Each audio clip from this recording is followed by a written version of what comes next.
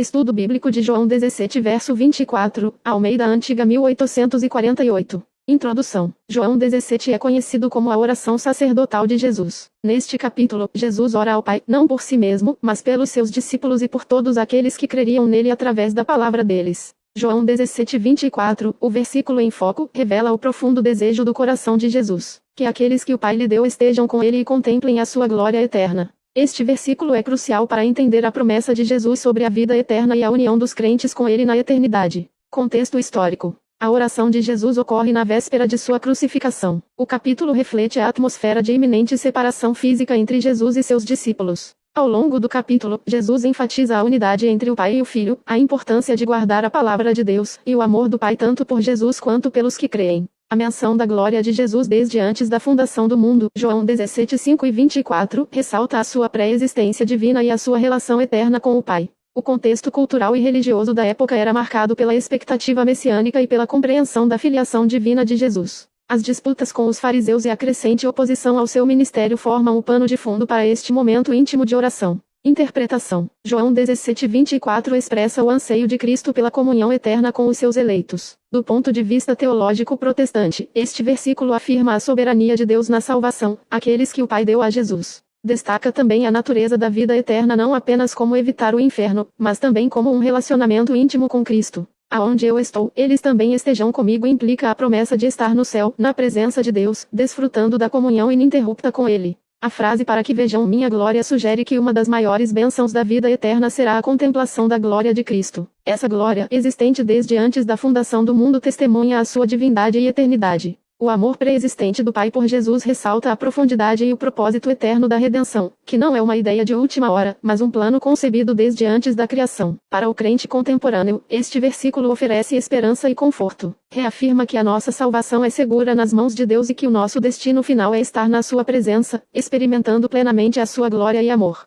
Este anseio deve nos motivar a viver em santidade, buscando a face de Deus em oração e servindo ao seu reino até o dia em que estaremos face a face com o nosso Salvador. Referências cruzadas. João 14, 3. E, se eu for e vos preparar lugar, virei outra vez e vos levarei para mim mesmo, para que onde eu estiver estejais vós também. Este versículo complementa João 17, 24, reforçando a promessa de Jesus de levar os seus seguidores para estarem com ele. Ambos os versículos enfatizam a comunhão pessoal com Cristo como um elemento central da vida eterna. João 14, 3 focaliza a preparação de um lugar para os crentes, enquanto João 17, 24 foca o desejo de Jesus de tê-los consigo para verem a sua glória. 1 Tessalonicenses 4:17. Depois, nós, os que ficarmos vivos, seremos arrebatados juntamente com eles nas nuvens, ao encontro do Senhor nos ares, e assim estaremos sempre com o Senhor. Este versículo aponta para o arrebatamento da eclesia, um evento futuro onde os crentes serão reunidos com Cristo. A frase estaremos sempre com o Senhor ecoa o desejo expresso em João 17, 24, demonstrando que a promessa de estar com Cristo é uma esperança contínua para os cristãos ao longo da história.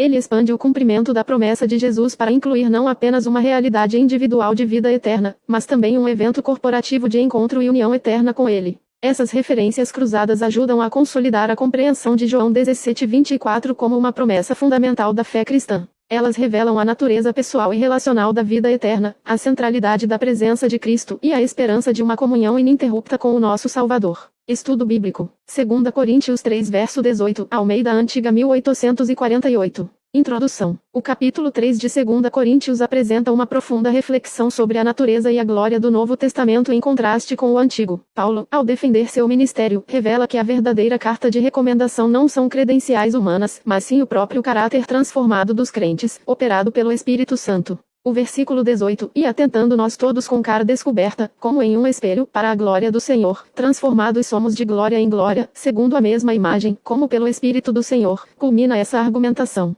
descrevendo o processo contínuo de transformação espiritual que ocorre quando os crentes se voltam para a glória de Deus. Este versículo é a chave para compreender a obra santificadora do Espírito na vida do crente, um tema central na teologia paulina. Contexto histórico. Para entender plenamente 2 Coríntios 3:18, é essencial considerar o contexto histórico e cultural em que Paulo escrevia. O apóstolo estava lidando com oposição e ceticismo por parte de alguns em Corinto, que questionavam sua autoridade e o comparavam a outros pregadores que apresentavam cartas de recomendação. Verso 1. Paulo contrasta o ministério da letra, o Antigo Testamento, que, embora santo, levava à condenação por não poder ser plenamente cumprido, com o ministério do Espírito, o Novo Testamento, que traz vida e liberdade, versos 6 ao 9. A referência à letra, impressa em pedras, verso 7, remete diretamente aos 10 mandamentos dados a Moisés no Monte Sinai. A descrição da glória no rosto de Moisés, que era tão intensa que ele precisava cobri-lo para que os israelitas pudessem suportar, serve como uma ilustração da glória do antigo pacto, que, contudo, estava se aniquilando. Versos 7, 11 e 13.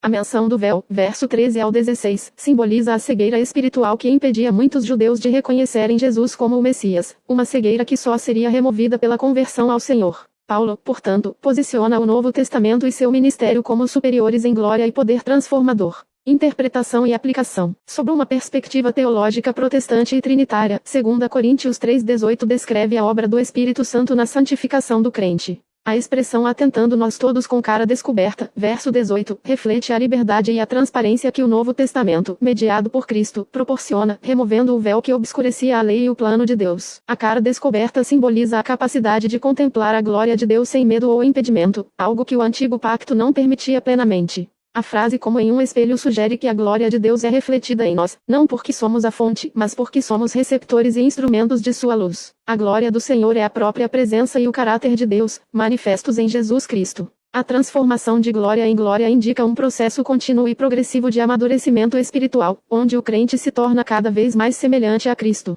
Essa transformação é operada segundo a mesma imagem, referindo-se à imagem de Deus que foi corrompida pelo pecado e que está sendo restaurada em Cristo. A causa dessa transformação é explicitamente atribuída pelo Espírito do Senhor, a terceira pessoa da Trindade, que age internamente para moldar o crente à imagem de Cristo. Para os crentes contemporâneos, este versículo é um chamado à contemplação constante da glória de Deus através da palavra e da oração, confiando que o Espírito Santo nos capacitará a viver uma vida que reflete cada vez mais o caráter de Cristo, resultando em uma vida de santidade e liberdade. Referências cruzadas. Romanos 12:2. E não vos conformeis a este mundo, mas transformai-vos pela renovação do vosso entendimento, para que experimenteis qual seja a boa, e agradável, e perfeita vontade de Deus. Este versículo corrobora a ideia de transformação progressiva, transformai-vos, que ocorre através de uma mudança interna, renovação do vosso entendimento. Assim como em 2 Coríntios 3,18, a transformação não é um evento único, mas um processo contínuo, impulsionado pela ação divina que nos alinha à vontade de Deus, que é a sua glória manifestada. 2 Coríntios 4:6. Porque Deus, que disse que da escuridade resplandecesse a luz, é quem resplandeceu em nossos corações, para a iluminação do conhecimento da glória de Deus, na face de Jesus Cristo. Este versículo complementa 2 Coríntios 3,18 ao explicar onde a glória de Deus é vista e como ela ilumina. A iluminação do conhecimento da glória de Deus ocorre na face de Jesus Cristo, o espelho perfeito da glória divina. A ação de Deus em resplandecer em nossos corações é a mesma obra do Espírito Santo que opera a transformação mencionada em 3,18, capacitando os crentes a refletir essa glória. Ambos os versículos destacam a iniciativa divina e o resultado de uma maior conformidade à imagem de Cristo. Em 1 Coríntios 3,16 fala que somos o templo de Deus. Isso significa que todos os crentes que estão vivos aqui na terra, e que estão sendo transformados pelo Evangelho eterno são a casa celestial que não é feita por mãos humanas. Essa casa não é feita por mãos humanas porque é Deus que está nos transformando, e nos santificando. Só Deus por intermédio de Cristo que tem esse poder. Nós estamos sendo transformados e somos os céus aqui na terra.